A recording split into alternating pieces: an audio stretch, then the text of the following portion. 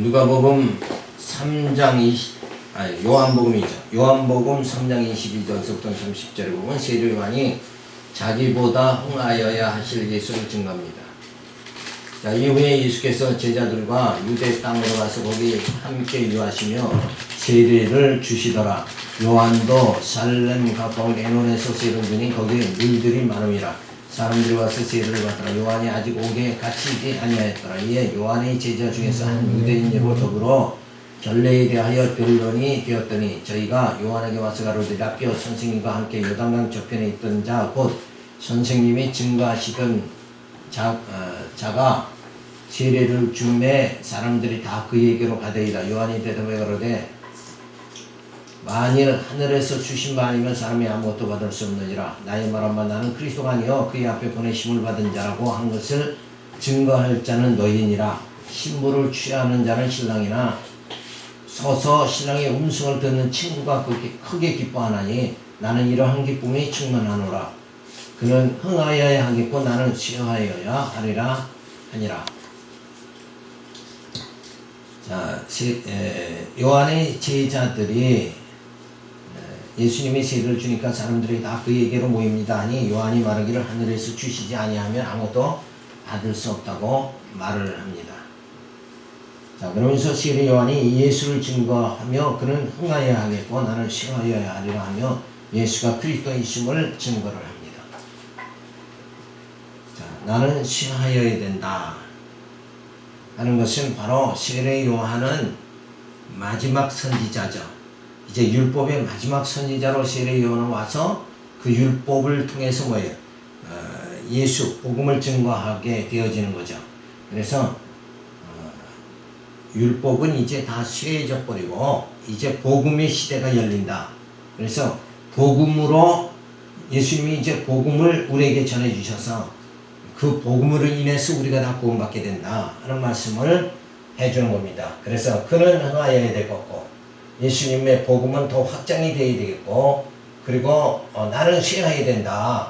그러니까 율법과 선지의 마지막 대표 선지자로 온 그 율법과 모든 선지는 뭐예요? 그건 다 쉬어야지고 그 율법과 선지에 대신 주어지는 게 뭔가? 복음이다. 그래서 이제는 그림자를 쫓는 게 아니라 뭐예요? 참 실체를 이제는 쫓아야 된다 하는 것을 말해주는 거예요. 그런데 우리는 늘 아직도 보이는 거 의지하는 자가 많단 말이에요. 그래서 사도 바울이 헬라인은 지혜를 구하나 지혜를 구하고 유대인들은 뭐예요? 유대인들은 표적을 구하고 우리는 누구예요? 십자가 예수 그리스도를 구한다. 그래서 우리가 구하는 이것이 진짜 참 실체다 하는 것을 지금 말해줍니다.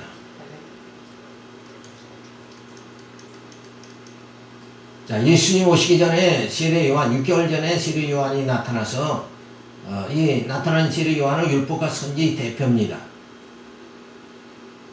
그리고 나서 이제 모든 율법과 선지자는 이 예수 복음을 통해서 뭐예요? 완성되어진다. 그래서 율법과 선지의 모든 기능은 이제 필요가 없게 되어지는 거예요. 그런데 아직도 이것은 뭐예요? 율법신앙이냐 복음신앙이냐. 그러면 율법신앙을 여지껏 가지고 있으면 안 된단 말이에요. 이미 시대가 뭐예요? 바뀌어버렸다. 그래서 이제는 율법신앙이 아니라 복음신앙이다. 그래서 히브리서에서 뭐라고 그래요? 율법신앙보다 복음신앙이 뭐라다. 그걸 갖다가 말해주고 있습니다. 그것이 바로 나는 쉬어야 되고 그는 흥하여야 되겠다 하는 말씀으로 세례 요한이 말씀을 해주고 있습니다. 그래서 이 율법과 선지는 결국 뭐예요? 모형에 불과한 것이고 복음은 원 실체가 되어진다. 그래서 우리는 모형을 따르는 그림자를 따르는 것이 아니라 뭐예요? 실체를 우리가 따라야 된다. 그래서 모형은 그림자에 불과하니까 쉬어야 되고 없어져야 되고 이 실체는 뭐예요? 흥하여야 된다. 왜? 이 복음을 통해서 구원의 사역이 주어진다. 그런 것을 말해주고 있어요. 따라서 세례 요한은 그리스도를 증거하는 사명을 다하면 족한 것이 있고 족한 것이 서야 하며 천국은 확장되어져야 하므로 예수님은 흥해야 하는 것이 하나님의 뜻이며 섭리인 것이다. 그래서 율법은 쇠하여져야 되고 복음은 뭐예요? 흥하여야 된다. 그래서 복음은 점점 확장이 되어져야 된다. 그래서 우리는 늘 모형 그림자를 따르지 말고 실체를 좀 따라야 된다. 그것을 말해주고 있습니다. 그 다음에 3장 31절부터 36절 보면 세례 요한이 아들을 믿는 자는 영생이 있음을 증거합니다. 자, 위로부터 오시는 이는 만물 위에 계시고 땅에서 난 이는 땅에 속하여 땅에 속한 것을 말하는 자, 하늘로서 오시는 이는 만물 위에 계시나니 그가 그 보고 들은 것을 증거하되 그의 증거를 받는 이가 없도다. 그의 증거를 받는 이는 하나님을 참되시다 하여 인쳤느니라. 하나님을 보내신 이는 하나님의 말씀을 하나니 이는 하나님의 성령을 한량없이 주시느니라. 아버지께서 아들을 사랑하사 만물을 다 그 손에 주셨으니 아들을 믿는 자는 영생이 있고 아들을 순종치 아니하는 자는 영생을 보지 못하고 도리어 하나님의 진노가 그 위에 머물러 있느니라. 그러니까 바로 예수를 영접하는 자, 참 복음을 받아들이는 자, 그는 뭐예요? 바로 하나님을 참되다 인정하는 자다. 그 증거가. 그래서 그 하나님 말씀을 하는 이 성령을 한량없이 주신다. 그러니까 성령이 임해야 뭐예요? 말씀을 깨닫게 되고 누구를 인정해요? 하나님을 인정하는 삶을 산다. 그러니까 육으로서는 하나님을 경외할 수 없고 성령이 임해 주셔서 우리 영으로 뭐예요? 하나님을 경외하도록 그렇게 만들어 주신다.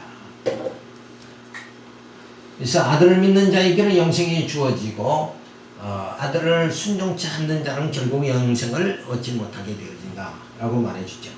그래서 예수의 증거를 받은 자, 즉 예수가 그리스도라는 증거를 받고 예수가 그리스도를 믿는 자를 약속대로 메시아를 보내주신 하나님은 참되시다 마음에 인정하게 되는데 그 마음을 성령께서 주시고 하나님의 자녀라 인쳐주신다. 그러니까 믿게도 하시고 그리고 뭐예요?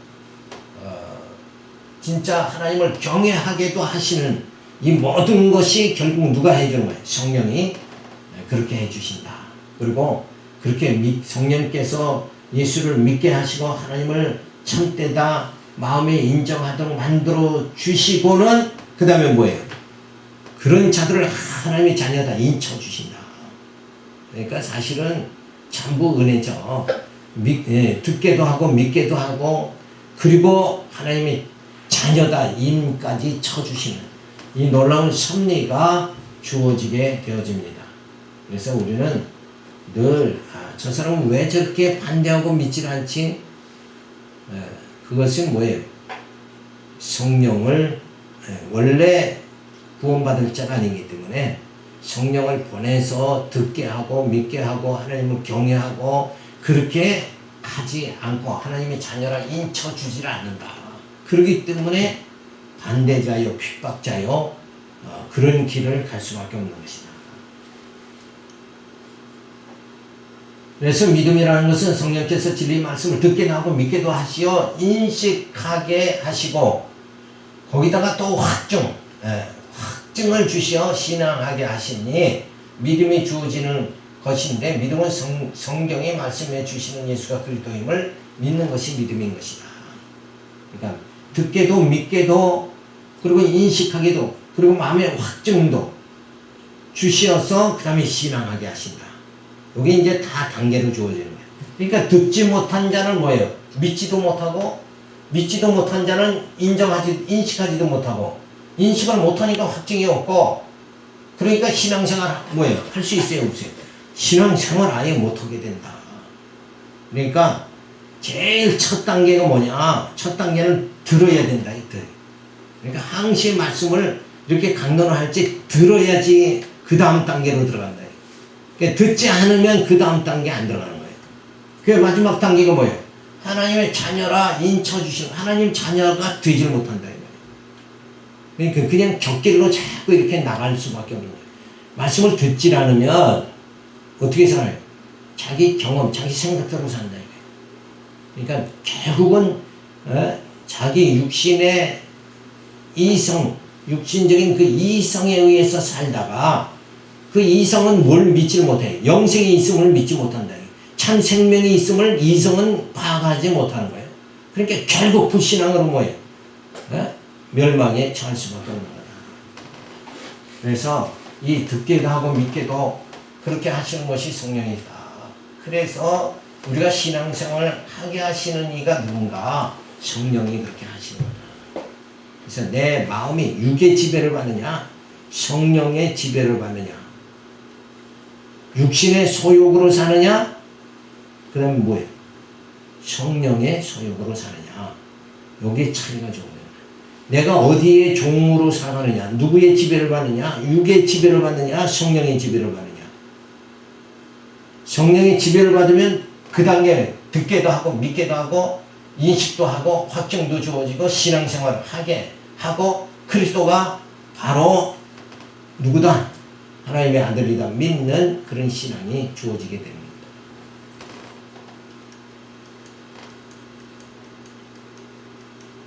자, 구약은 바로 하나님은 여호와시다.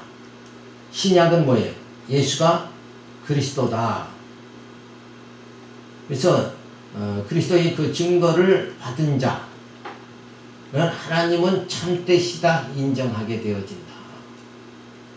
그래서 예수를 믿지 않고 나 하나님 믿는다 이렇게 한다는 것은 뭐예요? 그건 거짓이고 그리고 그것은 자기 신앙이다. 그래서 성령께서 이런 자들을 뭐예요? 하나님은 참되시다 인정하는 거 그런 자들을 성령께서 자녀로 하나님의 자녀로 인쳐주시는 거예요. 그래서 믿는 자에게 순종하게 하시고 그리고 영생을 얻게 해주신다. 그래서 믿지 않는 자는 불순종하죠. 그리고 저들에겐 진노만이 주어진다. 영생이 아니라 진노만이 저들에게 주어진다. 따라서 성령께서 진리인 신구약 성경을 듣게 하시고 깨닫게 하시고 예수가 그리스도임을 인식하게 하시고 마음에 확증이 주어지게 하사 믿음을 주시고 하나님의 자녀로 인쳐주신다. 그래서 가장 기초는 뭐예요? 신구약 성경, 특별 계신 신구약 성경을 말씀을 듣고 깨달아야 된다. 그러니까 듣지 않고 깨닫지 않는 자. 귀로는 듣는데 생각은 딴 데가 있고 마음은 딴 데가 있으면 듣긴 들어도 그 뜻이 무엇인지를 모른다. 그러니까 그 말씀이 우리 안에 생명의 씨앗으로 심어지질 않으니까 결국은 우리는 뭐예요? 말씀을 깨닫지 못하니까 결국 누구를 부인하게 되느냐? 그리스도를 부인하게 된다. 그러니까 그리스도를 부인하면 결국 멸망으로 가는 거다. 자, 두 번째 구주를 믿게 하심이 4장에 주어집니다. 4장 1절서 동구절로 예수께서 사마리아 여인에게 물을 구하다 거절을 당합니다. 자, 예수님께서 사마리아 여인에게 예수님 자신의 구주, 구속주가 되심을 믿게끔 하는 이런 사건이 주어집니다. 그래서 예수께서 사마리아 여인에게 물을 구하다 거절당하죠. 예수의 제자를 삼고 죄를 주는 것이 요한보다만 다른 말을 바리새인들이 들은 줄을 주께서 아신지라. 예수께서 친히 죄를 주신 것이 아니라 제자들이 준 것이라. 유대를 떠나서 다시 갈릴리로 가실새 사마리아로 통행하여야 하겠느니라. 사마리아에 있는 수가라 하는 동네에 이르니 야곱이 그 아들 요셉의 준 땅에 가깝고 거기 또 야곱의 우물이 있다. 예수께서 행로에 권하여 우물 곁에 그대로 앉으시니 때가 제6시쯤 되었더라. 사마리아 여자 하나가 물을 길러 왔으며 예수께서 물을 좀 달라 하시니 이는 제자들이 먹을 것을 사러 동네에 들어갔음이니라. 사마리아 여자가 가로되 당신은 유대인을 어찌하여 사마리아 여자 나에게 물을 달라 하나이까 하니 이는 유대인이 사마리아인과 상종치 아니함이라. 결국은 이제 역사적으로 보면 사마리아 지역, 사마리아 거기는 북쪽 이스라엘의 수도였죠. 그러니까 그쪽에 북쪽 이스라엘 사람은 남쪽 유다와 갈려져 가지고 결국은 저들은 뭐예요? 나라가 두 쪽이 나니까 북쪽 이스라엘 사람들은 산당 제사를 드리고 그리고 많은 이방인과 혼인을 해가지고 그 피가 더러워졌으니까 남쪽 유대인들은 이 사마리아인과 상종하지 않게 되어지죠. 그런데 예수님은 왜 유대인인데 사마리아 여자인 나에게 물을 달라고 합니까? 이렇게 예수님과 사마리아 여인과의 대화가 주어집니다. 자, 사마리아 여인에게 물을 달라 하니까 거절당하시는 것은 유대인이 사마리아인과 상종치 아니하였기 때문이죠. 자, 사마리아인들은 이방인과 결혼함으로 이방인의 피가 섞였으므로 순수한 하나님의 백성이라 인정하지 않게 되어집니다. 그러니까 남쪽 유다 백성들은 북쪽 이스라엘, 사마리아 이쪽 사람들을 뭐예요? 저들은 피가 다 더러워졌다. 그래서 하나님의 자녀다. 그렇게 인정하지 않게 되어진 거죠. 자, 예수님 오시기 전에 북쪽 이스라엘과 남쪽 유다로 나라가 갈리죠. 그래서 북쪽 이스라엘은 이방 여인과 통혼하고, 그러니까 이방 여인과 통혼했다는 것은 벌써 뭐예요? 우상을 섬기는, 이방 여인이 가지고 들어오는 우상을 다 섬기는 자가 되어졌다. 그리고 나서 예수님이 이 땅에 오시는데 이 사마리아 북쪽 이방 사마리아 여인에게 물을 달라고 그렇게 하죠. 그러니까 사마리아 여인이 거절을 합니다. 자, 유다 자손에게서 메시아가 온다고 하였는데 북쪽 이스라엘은 하나님의 뜻을 거역하고 나라를 세워 이방과 혼인하며 우상을 섬김으로 선민의 순수성을 상실하여 유대인들은 이스라엘 사람들을 상종치 않게 되어집니다.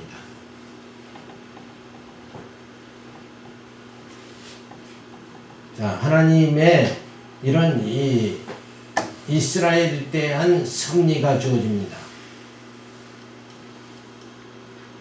4장 10절부터 18절은 예수께서 생수를 소개하고 여자의 과거를 드러내시죠.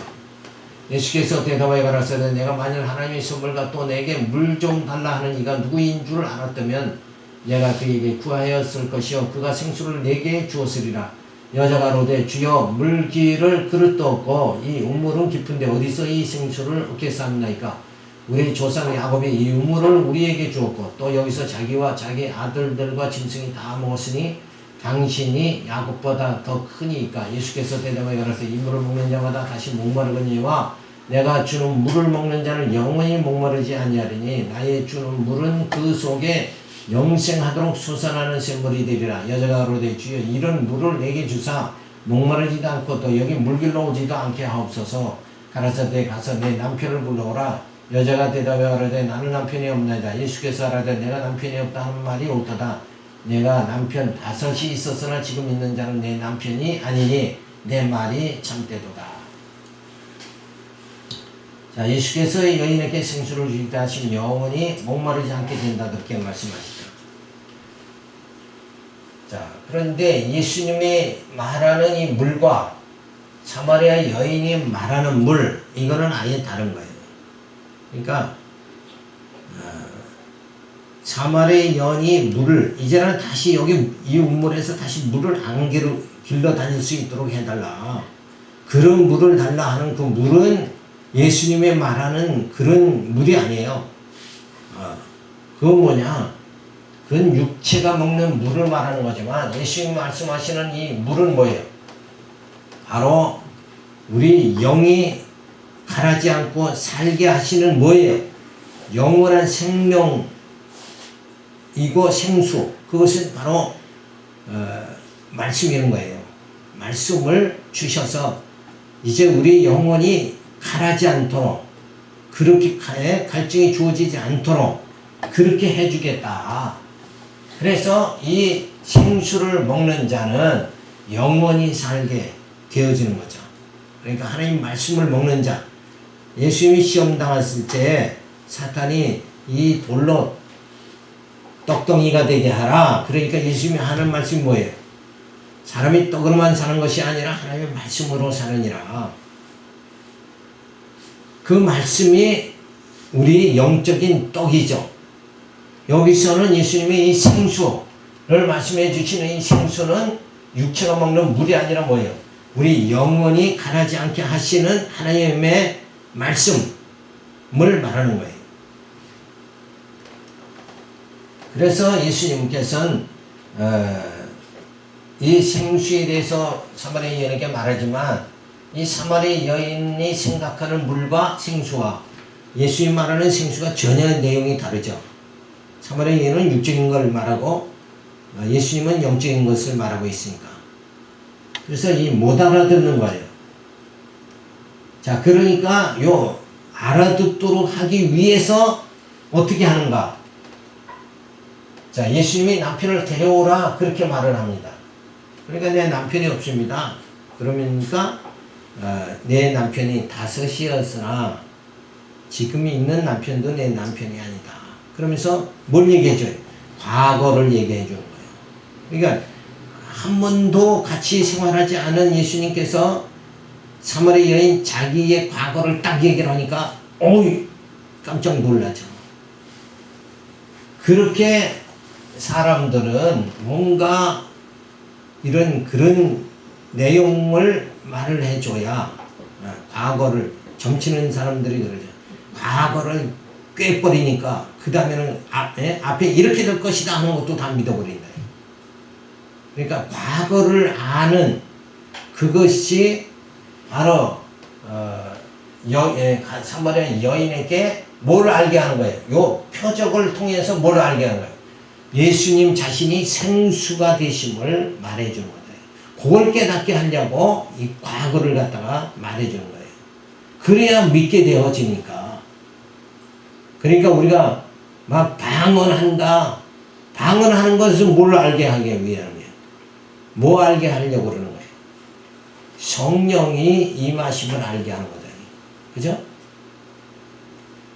그러니까 성경에 있는 모든 표적은 다 그 뜻이 있는 거예요.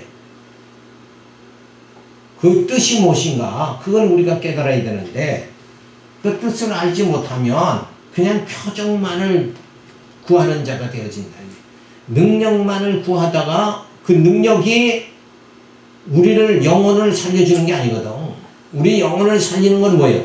예수를 영접해야 영혼이 산단 말이에요. 표적만을 쫓으면 안 되고 예수를 쫓아야 된다. 그것을 성경을 통해서 이렇게 깨달아야 돼. 많은 사람들의 표적을 구하잖아요. 그러니까 사도 바울이 헬라인은 지혜를 구하고 유대인은 표적을 구한다. 그러니까 오늘날 성도들은 전부 능력과 표적을 구한다. 그런데 우리는 뭐예요?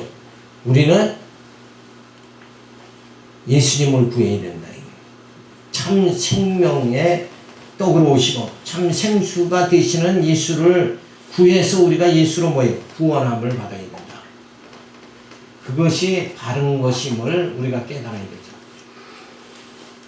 자, 예수님이 누구인 줄 알았다면 생수를 달라 하였을 것이다. 자, 사마리 여인이 야곱보다 크니까 여전히 사마리 여인은 육신적인 것만 생각을 할 수밖에 없죠. 그러니까 야곱보다 더 크니까 자 그렇게 생각하는 거예요.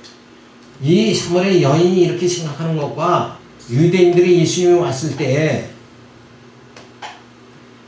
자 히브리서도 말하는 것이 그거잖아요. 율법신앙보다 복음신앙이 원하다 하는 얘기는 모세보다 예수님이 원하다 말해주잖아요. 근데 사람들은 그때 사두개인과 바리새인들은 이런 사람들은 예수 앞에서도 누가 크다고 생각한 거예요. 다 모세가 크다 생각해요. 그래서 율법을 저들은 율법주의 신앙을 다 가지고 살아가는 거예요. 이 여인도 야곱보다 더 큽니까? 이러고 예수님에게 묻습니다. 이렇게 우리는 그 육신의 한계가 있기 때문에 육신의 그 지식, 이 정보에 의해서만 생각할 수밖에 없는 게 인간의 속성이라는 거죠. 그러나 하나님께서는 하늘의 지혜를 우리들에게 깨닫게 만들어 주시는 걸 우리는 감사해야 됩니다. 자, 그래서 예수님이 남편을 불러오라 그렇게 말합니다. 사마리아 여인은 남편이 없나이다 그러죠. 자, 예수님께서 내 말이 참되도다. 자, 이 대화 속에서 결국 뭐예요? 사마리아 여인의 과거를 맞춰줌으로 인해서 뭐예요? 예수님 자신이 생명의 구주로 생수로 오셨다는 것을 알게끔 그렇게 만들어주는 거다. 근데 이런 사건이 있는데도 지금 이런 성경을 본문을 봐도 여전히 우리는 뭐예요? 이 여인과 같이 그렇게 생각하면 안 된다. 율법신앙을 다 버리고 이제 복음신앙을 우리가 가져야 되는데 여전히 율법신앙을 갖는다. 그것이 이 사물의 여인하고 똑같은 거예요. 육적인 생각에서 도저히 벗어나지 못하는 거. 그런 게 우리의 무식함이 드러나는 거잖아요. 영적으로 무식함이 드러나는 거예요. 자, 예수님이 사마리아 여인에게 알게 하여 믿게 하심으로 내가 보니 선지자로서이다. 이제 그때서야 뭐예요? 과거를 맞춰버리니까 예수님 보러 이제 내가 보니 선지자로서이다. 이러고 이제 조금 인정하게 되죠. 그러니까 육의 생각에서 영적 생각으로 이 전환이 되어지는 것을 우리가 볼 수가 있죠. 깨닫게 하심으로 예수가 그리스도임을 믿는 믿음을 주신 것이니 선물입니다. 그래서 이렇게 예수를 바로 볼 수 있는 거, 예수가 참 영원한 참 선지자예요. 영원한 왕이요 영원한 제사장이시다. 이렇게 믿게끔 하도록 하기 위해서 예수님이 사마리아 여인의 과거를 맞춰주는 거죠. 그래서 인간은 뭔가 그런 특이한 것이 없으면 믿지 않으려고 이렇게 하는 거. 그것이 아니라 참 진리는 이 말씀에 성경 말씀이 있는 거지 어떤 표적과 능력이 있는 건 아니다. 그래서 우리는 진리를 쫓아야 영생이 이르죠. 근데 진리를 쫓아야 영생이 이르는데 그 진리는 뭐예요? 표적과 능력이 있는 것이 아니다. 어떤 인간의 지혜를 통해서 얻는 것이 아니다. 오직 뭐예요? 참 생수 대신 예수를 영접해야 참 진리를 우리가 깨닫게 되고 구원받게 된다 하는 것을 알 수가 있죠. 그 다음에 4장 19절부터 26절 보면 예수께서 선지자로 아는 여자에게 메시아로 알려줍니다. 여자가 아뢰되 주여 내가 보니 선지자로서이다. 우리 조상들은 이 산에서 예배하였는데 당신들의 말을 예배할 곳이 예루살렘이 있다 하더이다. 예수께서 가라사대 여자여 내 말을 믿으라. 이 산에서도 말고 예루살렘에도 말고 너희가 아버지께 예배할 때가 이르리라. 너희는 알지 못하는 것을 예배하고 우리는 아는 것을 예배하오니 이는 구원이 유대인에게 남이니라. 아버지께 참으로 예배하는 자들은 신령과 진정으로 예배할 때가 오나니 곧 이때라. 아버지께서 이렇게 자기에게 예배하는 자들을 찾으시느니라. 하나님은 영이시니 예배하는 자가 신령과 진정으로 예배할지니라. 여자가 아뢰되 메시아 곧 그리스도라 하는 이가 오실 줄을 내가 아노니 그가 오시면 그 모든 것을 우리에게 구하시리라. 예수께 이르되 내게 말하는 내가 그로다 하니라. 자, 이 산에도 말고 저 산에도 말라. 이제 오직 뭐예요? 지금은 신령과 진정으로 예배할 때니라. 영으로 예배할 때다. 그러니까 이 산에서 저 산에서 할 지가 뭐예요? 육체적으로 예배하는 거죠. 양 잡아서 제사 드리고 막 이렇게 육체로 하는 건데 이제는 뭐예요? 영으로 예배할 때다. 이 신령과 진정으로 예배할 때 이것은 뭘 말하는 거예요? 성령이 우리 안에 오셔서 우리로 하여금 예배를 드리게 찬송하게 하고 기도하게 하고 말씀 듣고 깨닫고 예수가 그리스도 하나님은 여호와시다 이렇게 믿게끔 만드는 이 우리 영을 내 영을 그렇게 성령이 인도해 주시는 거 그래서 찬송하는 거 그게 하나님 앞에 예배 드리는 거다. 그러니까 진짜 예배는 성령으로 드려지는 예배가 참 예배가 되어진다. 그것을 예수님께서 말씀하는데 그러면서 예수가 그리스도임을 여기서 말해줍니다. 그렇지만 이 신령한 진정으로 사마리아 여인이 이렇게 예수님이 가르쳐줬다고 해서 신령한 진정으로 예배를 드렸을까 하는 것이 의문이죠. 왜? 이 말씀을 제대로 알 수가 없어요. 왜 알 수가 없는가? 예수님이 가르쳐줘도 신령과 진정으로 이 사마리아 여인은 예배 드릴 수가 없어요. 왜 그런가? 예수님이 죽으시고 부활 승천한 다음에 성령이 오셔야 참 예배가 드려진단 말이에요. 이때는 예수님이 부활 승천하기 전이니까 그래서 예수님이 십자가에 못 박이시니까 제자들은 다 예수를 버리고 다 도망간 것이 뭐예요? 성령 받기 전에는 다 도망갔다 이거예요. 그러나 달구에서 성령을 받고 나니까 전부 예수를 위해서 뭐예요? 예수 이름으로 순교하는 자들이 다 제자들이 되어졌다. 그래서 그 엄청난 차이가 주어지는 거예요. 예수님이 내가 가야 너희들에게 좋다 하는 것은 성령이 오셔서 우리를 인도해 주시기 때문에 영으로 직접 우리 안에 오셔서 인도해 주셔야 우리는 하나님의 뜻대로 살아갈 수 있는 하나님의 자녀가 되어진다. 그래서 신령과 진정으로 예배드리는 때다. 그런데 아직도 삼박자 구원 쫓아서 신앙생활, 교회생활하면 영도 잘되고 육도 잘되고 건강도 해집니다. 이렇게 자꾸 가르친다 그러면 그건 영적 예배가 드려질 수가 없는 거다. 그래서 예수가 진짜 여호와다 깨닫는 날, 예수가 그리스도다 깨닫는 성도들이 모여져야 신령한 영적 예배가 드려진다. 그렇게 깨닫게 하시는 이가 누구예요? 바로 성령이다. 내가 주를 시인하는 건 성령이 내 안에 오셨기 때문에 주를 시인하는 거다. 그런 하나님의 이런 정말 역사가 주어지는데 아직도 의식 중심의 예배, 형식 중심의 예배를 드린다 그러면 아직도 이 사마리아 여인에 가르쳐 주시는 이 말씀을 깨닫지 못하는 거다. 신령과 진정으로 예배 드리라고 그랬잖아요. 영으로 예배 드려라. 그런데 아직도 율법 신앙으로 육적인 거기에 치우친다 그러면 이건 어리석은 거다. 그런 거죠. 그래서 선지자로 믿고는 예배를 어디서 드려야 합니까? 질문을 하죠. 그래서 산당 제사나 예루살렘 성전에서 제사 드리지 말고 이제는 신령과 진정으로 예배할 때니라. 이제 누가 예배 드리도록 성령이 하나님께 예배 드리도록 그렇게 되어져야 된다. 근데 아직도 우리가 성령에 의해서 신령과 진정으로 예배 드리지 못하는 그런 심령, 아직도 육신의 소욕이 가득 차 있어가지고 그저 육신의 것이나 구하면서 드리는 예배, 이런 예배는 이게 신령과 진정으로 드리는 예배가 아니다 하는 거죠. 그래서 여자가 이제 그리스도가 오시면 우리에게 구하시리라. 그러니까 바로 예수님 뭐라고 해요? 내가 그로다. 그렇게 말씀해 주시죠.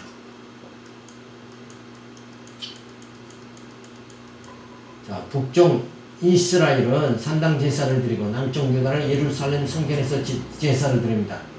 자, 그것을 아는 사마리아는 어디서 예배를 드려야 합니까? 이렇게 하니까 예수께서 신령과 진정으로 예배를 드려라.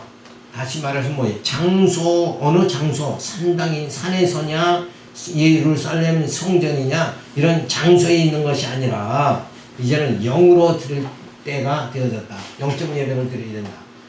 사마리아 여인이 그리스도가 오면 우리에게 구하시리라. 그렇게 하니까 예수님이 내가 그로다. 이렇게 말씀을 하시죠. 그래도 사마리아 여인은 잘 못 깨닫는 거예요. 신령한 진정으로 드리는 예배는 성령께서 우리로 하여금 하나님이 선하시고 온전하신 뜻을 분별하게 하시고 하나님이 주신 분량만큼 예수의 지체로 살아가는 겁니다. 그래서 영적 신령한 예배, 영적 예배를 드리게 하시고 그리고 뭐예요? 하나님이 주신 분량대로 그리스도의 지체로 우리로 하여금 살아가도록 만드신다. 이것이 하나님의 역사적인 섭리임을 우리가 깨달아야 됩니다.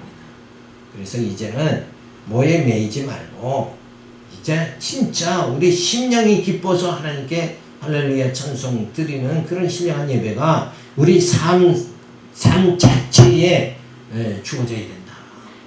이것을 우리가 꼭 깨닫고 이제는 뭐에 매이지 말고 육신에 매이지 말고 진짜 신령으로 하나님을 경외하는 여러분의 삶이 되기 바라서 말씀드렸습니다. 기도합니다.